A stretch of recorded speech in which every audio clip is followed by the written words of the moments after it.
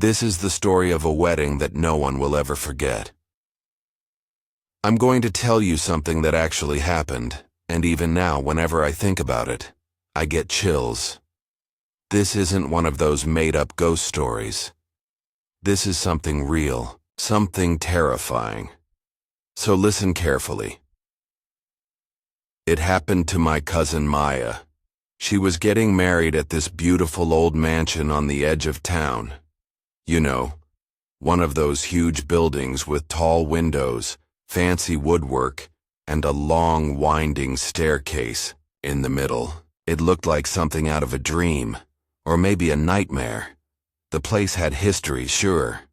People said it was haunted, but everyone says that about old houses, right? Maya didn't care. She thought it was charming. And honestly, during the day, it looked perfect.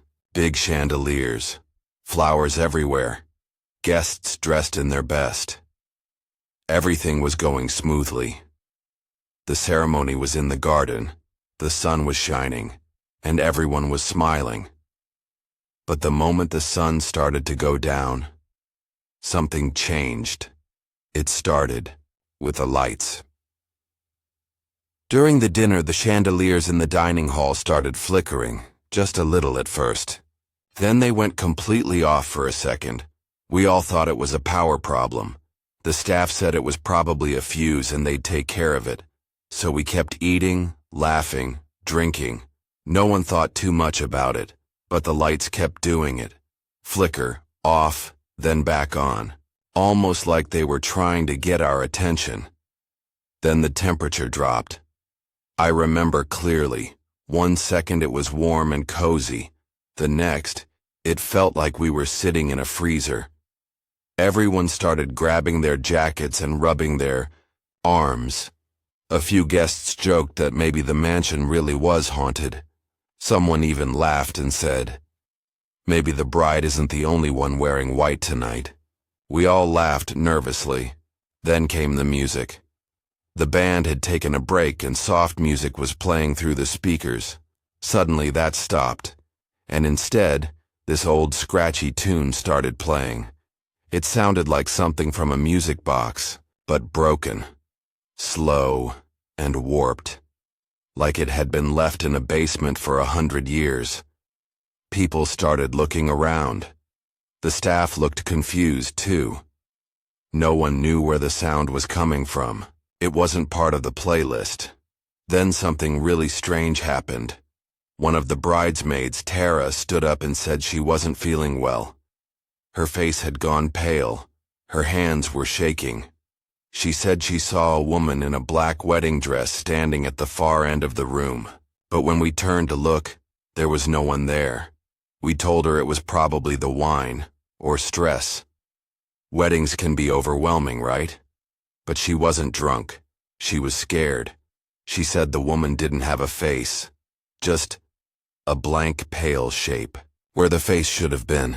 No eyes, no mouth, just nothing. We tried to calm her down, but then someone else saw her too. My uncle Ravi, who never jokes about anything, said he saw the same woman standing on the stairs. Just standing there, staring, or pretending to stare, at us. That's when people stopped laughing. We decided to take a break from the reception. Maya went up to her room with her husband, Arjun, just to get some space. Everyone else tried to stay calm. The staff walked through the house to check everything. They didn't find anything. No strange woman. No reason for the music. Nothing. But the house didn't feel right anymore. About 20 minutes later, someone screamed. It came from upstairs. We all ran. Maya's mother was the first to reach the door. She knocked, called out, then opened it. What we saw still haunts me. The room was ice cold. Arjun was sitting on the floor, shaking like he'd seen a ghost. Maya was nowhere in sight. We asked him where she was, and he just pointed toward the closet. I opened it. She was inside, unconscious, lying on the floor in her wedding dress. Her face was pale, lips blue, like she had been out in the snow. But she hadn't gone outside. No one had seen her leave the room. And the worst part, her dress was torn at the bottom, like someone had been pulling her. Not just one tear, several, as if she had been dragged. We called an ambulance. She woke up just before they arrived. Her voice was hoarse, her eyes full of terror. And the first thing she said was, she didn't want me to wear white. We asked her who she was talking about. The woman in the mirror, she whispered. She said while they were in the room, she looked into the mirror above the dresser and saw someone standing behind her, a woman in a black wedding gown. This time she had a face. But it was wrong. Eyes full of anger, mouth wide open like she was screaming, but no sound came out.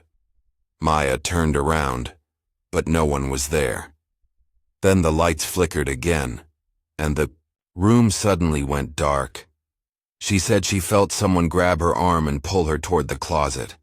Arjun had passed out before he could do anything. He didn't even know she was gone. After that night, no one wanted to stay in that mansion. The wedding was cut short. Maya recovered, but she doesn't talk about that night anymore. She even burned her wedding dress, said she never wanted to see white lace again.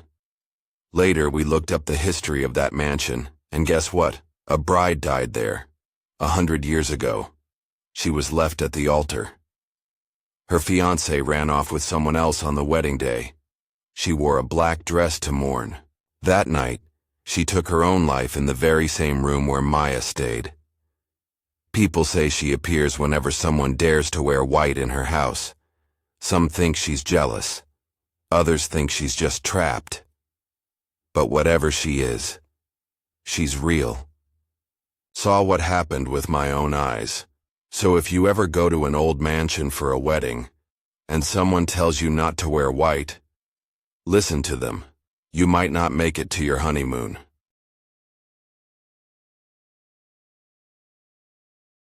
This is the story of a wedding I went to a few years ago. I'm going to tell you what really happened there. I wish it was just a scary dream or a ghost story you hear on the internet.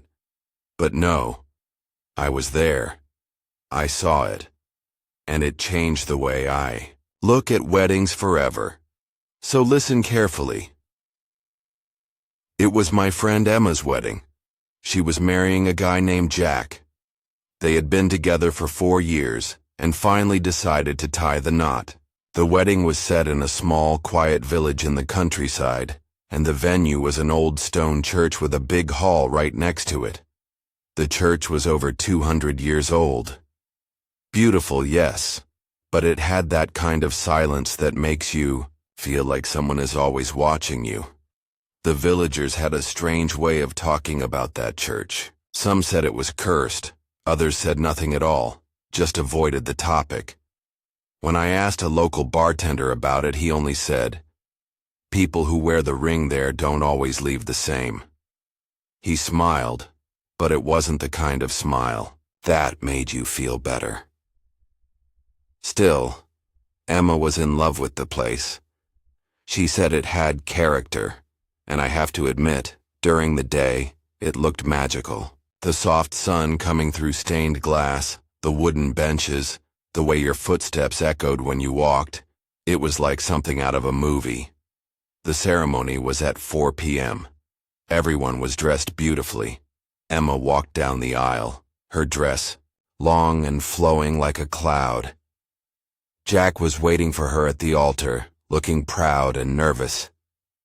The priest, an old man named Father Gregory, started the ceremony. Everything was going fine, until the rings. When the time came to exchange the rings, Jack slid the gold band onto Emma's finger, and that's when the church bell rang. Now this might sound normal, but no one rang that bell. The rope was tied up. It was an old heavy bell no one used anymore, and yet it rang. Once, loud, echoing. People laughed awkwardly. Jack even joked, "Guess someone approves." But Father Gregory didn't laugh. His face went pale. He muttered something under his breath, and for a moment, I swear I saw his hands shake. The rest of the ceremony finished quickly after that. At the reception, we tried to forget it. Drinks were flowing, music was playing, people were dancing. Emma and Jack looked happy. But then something strange happened. A little girl, maybe 6 or 7, came up to me. I didn't know her, maybe a local. She tugged on my sleeve and said, "The lady in the black veil says she's cold." I thought she was playing, so I smiled and asked, "Where's the lady?" She pointed toward the corner of the hall, but there was no one there. I looked back at her and she was gone. I asked a few others if they had seen her. No one had. Then, one by one, the lights in the hall started dimming. At first, we thought it was part of the DJ's setup, maybe for the slow dance. But the DJ looked confused. His equipment was acting strange, switching songs, changing volume, and finally going silent. Then we heard the sound. It was a whisper, not a voice from the speakers. It came from all around the room. Like someone was whispering just behind your ear, no matter where you stood. And it kept saying the same thing. "That ring doesn't belong to her." Emma heard it too. She turned to Jack and asked if he was joking, but he looked just as scared. He kept shaking his head, saying he didn't understand. That's when the doors slammed shut. All of them. The front doors, the kitchen doors, the back exit. Every single one shut at the same time with a bang so loud it made the floor shake. The lights went out completely. People screamed. Phones stopped working. No signal, no light, nothing. Then, the fire alarm went off. But there was no fire, just thick, cold air creeping in through the cracks in the walls. And the smell. It was like old perfume mixed with something rotten. We gathered near the center of the room, some crying, some frozen. That's when Emma screamed. We turned and saw her looking at the mirror on the far wall. It hadn't been there before. It was tall, old, with a golden frame and dusty glass. In the reflection, Emma wasn't alone. Behind her stood a woman in a long black dress, with a veil over her face. She wasn't moving. Just standing there, inches from Emma's back. But when we turned around in real life, there was no one behind her, only in the mirror. Emma collapsed. Jack rushed to her side, trying to wake her up. But she was ice cold, her lips blue, her fingers stiff, still breathing, but barely. Father Gregory stepped forward. His voice shaking, he told us the truth. Many years ago, a bride was left at the altar in that church. The man she was to marry ran away the night before. Heartbroken and ashamed, she showed up anyway. She stood at the altar all alone. No priest, no guests, just her and the ring. She wore black instead of white, mourning her own happiness. That same night, she hung herself from the church bell tower, wearing the ring she was supposed to give her husband. Since then, anyone who exchanged rings in that church, especially during the late afternoon, the same time she was supposed to marry, risked waking her spirit. Father Gregory had known this, but he said nothing. He had hoped it was just a story. That maybe this time, nothing would happen. He was wrong. Suddenly Emma gasped and sat up. Her eyes were open, but not normal. They were gray, like her pupils were gone. She didn't recognize any of us. She stood slowly and walked toward the mirror. We all called her name. Jack tried to grab her arm, but she looked at him and said, in a voice that was not hers, "You are not my groom." She reached toward the mirror and touched the glass. Her reflection stayed still, didn't move with her. Then the woman behind. The veil reached out too, from inside the mirror, and grabbed Emma's hand. The glass cracked. With a scream that shook the entire hall, the mirror shattered, and Emma collapsed again. This time, her eyes returned to normal. She looked around, terrified, and whispered. She tried to take me with her. We left that place that night. No music. No cake. No goodbye. The marriage didn't last. Emma said she could feel someone watching her in every mirror. She stopped wearing the ring. Eventually, she gave it back to Jack. He threw it into a lake, and the church, it's still there. Abandoned now. Overgrown with weeds. No more weddings. No more rings. Just silence.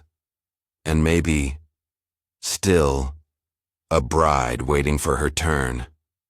So if you ever go to a wedding in an old church and something feels wrong, trust your gut, because not all brides walk out of there alive.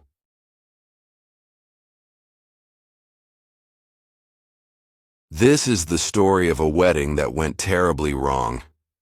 I still remember it like it was yesterday. My best friend Sarah was getting married to a guy named Ben. They had been together for years, and Sarah had always dreamed of having a fairy tale wedding. She wanted everything to be perfect. But what happened at her wedding? It was far from perfect. And I'll tell you right now, it's a story you'll never forget. Sarah had chosen a small chapel in the countryside for the ceremony. It was an old chapel, built long ago and surrounded by dense trees. The kind of place that looked like it belonged in an old Gothic novel. At first glance, it seemed beautiful, peaceful, serene, and just the right amount of vintage charm. But there was something about it that made me feel uneasy. The air was thick with something I couldn't quite place, like it was holding a secret. The morning of the wedding, I was helping Sarah get ready.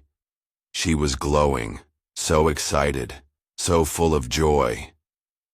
I thought everything was going to go smoothly. After all, she had planned every detail. The dress was stunning, the flowers were perfect, and Ben was waiting for her at the altar, looking as handsome as ever. I could see the love in his eyes when he looked at her. But no one could have known what was about to happen. The ceremony began. The chapel was filled with guests, and everything seemed perfect. The priest, Father Thomas, was a kind, elderly man who had been the family's priest for years. He spoke the words of the ceremony in a warm, comforting tone. Sarah looked so happy as she walked down the aisle, her arm linked with her father's. Ben's eyes never left her. I remember thinking, this is the moment she's been waiting for. But then, during the vows, something strange happened. As Sarah reached for Ben's hand, she stopped, her face suddenly going pale. I thought she was just nervous. But then she pulled her hand away and looked at Father Thomas with wide, terrified eyes. Do you feel that?" she whispered to him, her voice trembling. Father Thomas seemed taken aback but didn't say anything. He smiled awkwardly and urged her to continue. But Sarah didn't look at him. She was staring past him, at something, or someone, behind him. I followed her gaze, but there was nothing there. Just the empty space where the old pews sat, the dark corners of the chapel. But Sarah was still staring, her expression full of fear. "I feel someone here," she said, her voice cracking. "Someone who's not supposed to be here." Ben reached for her hand, trying to calm her down, but she pulled away again, visibly shaken. I can't marry you today," she whispered, barely audible. The entire chapel fell silent. The guests exchanged confused glances, unsure of what was going on. Ben looked hurt, but also concerned. "Sarah, what are you talking about?" The air grew colder, and I could see Sarah shivering. "There's someone standing behind you, Ben. I can see them. They're not supposed to be here." Everyone turned to look at the spot Sarah was staring at, but there was nothing, no person, no shadow, just the empty space in the corner. Ben's voice shook as he said, "Sarah, you're scaring me. There's no one there." But Sarah didn't seem to hear him. Her eyes were fixed on the spot in the chapel. She took a step back, her voice shaking. "She's here. The woman in the wedding dress." The room fell into an eerie stillness. I couldn't believe it. We all thought Sarah was just having a moment of nerves, but I could see the terror on her face. She was not acting. Something was happening. Something none of us understood. Father Thomas tried to step in, offering her a comforting hand. But before he could reach her, there was a loud crash. The wooden doors to the chapel slammed shut by themselves. Everyone gasped, startled. The room was suddenly darker, as if the light from outside had been swallowed up. The temperature dropped, and we could all feel it. An unnatural chill. The candles flickered and dimmed, casting long shadows across the walls. Sarah screamed. It was a scream filled with absolute terror. "She's here, she's come to stop us." Ben tried to pull her close, but she pushed him away, backing up toward the altar. I can't marry you, Ben. I'm sorry," she said, her voice breaking. She won't let me." Father Thomas looked at us, confusion and fear in his eyes. "This is not right," he muttered, shaking his head. "This chapel, it's been cursed for generations. I should have warned you." None of us knew what he meant. A curse? What was he talking about? But then, the floorboards beneath our feet began to creak, as if something heavy was moving beneath them. The walls seemed to groan. It was as if the entire building was alive, alive with anger, with malice. That's when the woman appeared. She was standing at the back of the chapel, right where Sarah had been looking. She was wearing an old-fashioned wedding dress, tattered and stained, her hair wild and unkempt. Her face was pale, but her eyes were wide open, filled with darkness and rage. She stood there motionless, staring at Sarah. And then she took a step forward. Everyone froze. Ben's voice broke the silence. "Sarah, it's just your nerves. There's no one there." But Sarah, trembling uncontrollably, cried out, "She's coming for me. She's coming to take me. I can't marry you. She won't let me." The woman in the dress began to move towards Sarah, her footsteps heavy and deliberate. No one could stop her. The woman's eyes never left Sarah as she moved closer. She reached out a skeletal hand, her fingers long and twisted, and just before the woman could touch Sarah, the entire chapel seemed to shake. The doors slammed open and the lights flickered back on. The woman vanished, disappearing into the shadows from where she came. The cold air lifted, and the room was warm again. The tension in the air vanished as quickly as it had appeared. Sarah collapsed into Ben's arms, sobbing uncontrollably. He held her, trying to comfort her, but she was still shaking. I rushed over to her, not knowing what to say. Father Thomas stepped forward. "That woman was the bride who died here many years ago," he said in a hushed voice. "She was left at the altar just like Sarah. She was heartbroken. She couldn't let it go. Now she haunts the chapel, waiting for someone else to experience the same pain." It was then that I realized why Sarah had reacted the way she did. She had seen that woman, the lost bride, come to take her away, just like she had taken others before her. Sarah never married Ben that day. They left the chapel, and she decided to call off the wedding. She never went back to that church, and neither did any of us. As for the woman in the dress, I don't think she's ever truly gone. They say she still walks the halls of that chapel, waiting for the next wedding to stop. So, if you ever find yourself at a wedding in an old church, be careful. Some brides are still waiting for their chance to ruin someone else's happiness.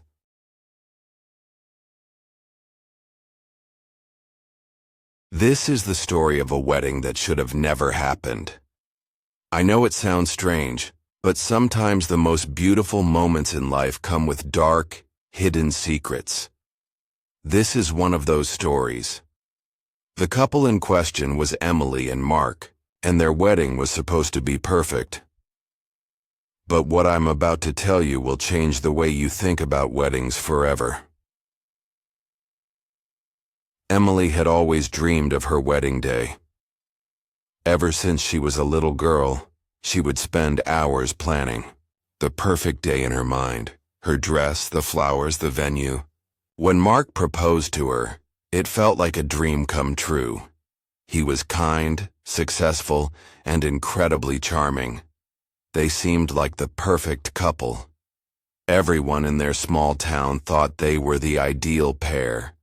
The venue was a beautiful, historic mansion on the edge of town. It was old, elegant, and had a charm that made it the perfect place for a fairy tale wedding. Emily was in love with the place the moment she laid eyes on it. The venue was large, with grand staircases and tall, intricate windows that looked out over a sprawling garden. It had everything she had ever wanted: romance, history, and beauty. But as we all know, things don't always go as planned. The night before the wedding, I was staying with Emily in a nearby hotel. She had been nervous for weeks, but she was so excited to finally marry Mark. We stayed up late, talking about how wonderful the day would be. She told me that there was something strange about the mansion, something she couldn't explain, but she brushed it off. "I'm just being paranoid," she said, laughing nervously. "It's probably just the old house giving me the chills." But deep down, I think Emily knew something was off. She told me that she had been having strange dreams about the mansion, dreams that made her feel like something bad was going to happen. I tried to reassure her, telling her that it was just nerves. But as I looked at her pale face, I couldn't shake the feeling that something was wrong. Still, we managed to get some sleep, and by the morning she was determined to go through with it. We arrived at the mansion early that morning, before the guests started to arrive. The sun was just beginning to rise, casting a warm golden light over the old building. It seemed peaceful, almost magical. Emily was radiant in her wedding dress, her face full of excitement. Everything was going smoothly until it wasn't. As the ceremony began, there was a strange shift in the air. The mansion seemed to hum with energy, and I could feel it in my bones. The temperature dropped suddenly, and the grand clock in the hallway struck noon. It was like everything froze for a moment.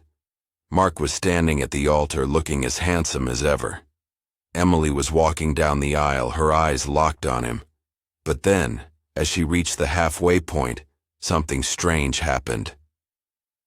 The music stopped. The guests froze, looking confused. The room went deathly quiet. I looked up at the ceiling, and I swear, I saw the chandeliers flicker for a split second before they returned to their usual glow. I looked at Emily, who had stopped in her tracks. Her face was pale, and she was staring at something, or someone, at the back of the room. At first I thought she was just nervous, but when I looked back to see what she was staring at, my heart stopped. There was a woman standing in the back of the chapel just beyond the doors. She was wearing an old-fashioned wedding dress, completely white, with a veil covering her face. Her hair was long and dark, and she stood perfectly still, staring directly at Emily. No one else seemed to notice her. "Emily?" I whispered, stepping closer to her. "What's wrong?" But she didn't answer. Her eyes were locked on the woman. I could see her trembling. "Who is that?" I asked, trying to follow her gaze. But the woman didn't move. She just stood there.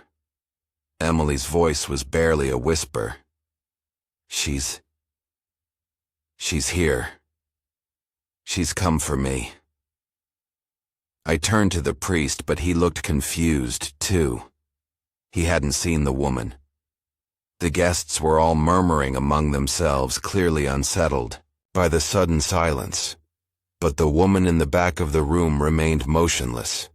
Then, without warning, the woman began to move. She glided down the aisle, slow and deliberate, as if she were floating rather than walking. Emily gasped, backing up, her face going even paler. "Emily, what's wrong?" Mark asked. But Emily was still staring at the woman, her eyes wide, with fear. The woman reached the altar, standing right beside Emily. She reached out with a cold hand, brushing against Emily's shoulder. I don't think anyone else saw it, but I could feel the chill that seemed to radiate from the woman's touch. Emily screamed, and the entire room erupted into chaos. Mark rushed to her, pulling her away from the woman, but Emily was shaking uncontrollably. "She's here," she cried. "She's here to stop me from marrying you." The woman didn't speak a word. She just stood there, motionless. Emily was nearly in hysterics, clutching Mark as if her life depended on it. The guests were all panicking now, unsure of what to do. Some tried to call for help. Others began to leave, terrified by the strange presence that had appeared. I tried to approach the woman, to see if I could help somehow, but as I took a step toward her, something strange happened. The air grew thick, like I was wading through water.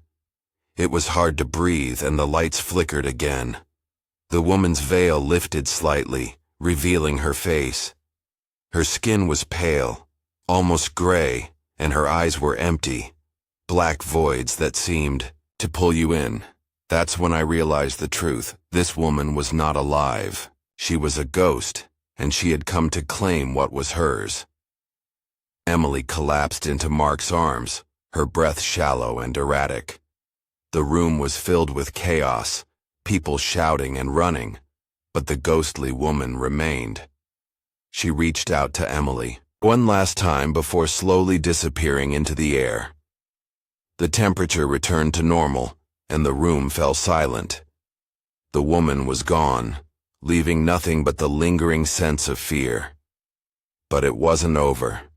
Emily couldn't shake the feeling that she was being watched. The rest of the ceremony was called off, and the guests slowly trickled out, murmuring among themselves. Emily and Mark tried to leave the mansion, but Emily insisted that they couldn't leave until they found out what had happened. She wanted to know the story of the ghost, the woman who had stopped their wedding. After some research, they discovered the chilling truth. The mansion had been the site of a tragic wedding many years ago. A woman had been jilted at the altar, left alone, and heartbroken. She had died shortly after, never getting the chance to marry. It was said that her spirit lingered in the mansion, waiting for the next couple to ruin. Emily and Mark decided to call off their wedding altogether, too scared to continue. The mansion, once full of charm, had now become a place of terror for them. They left town, and the mansion was abandoned once more. So if you ever find yourself at an old mansion, especially one with a history like this, be careful. Not every wedding is meant to happen, and some ghosts will do whatever it takes to to make sure of that.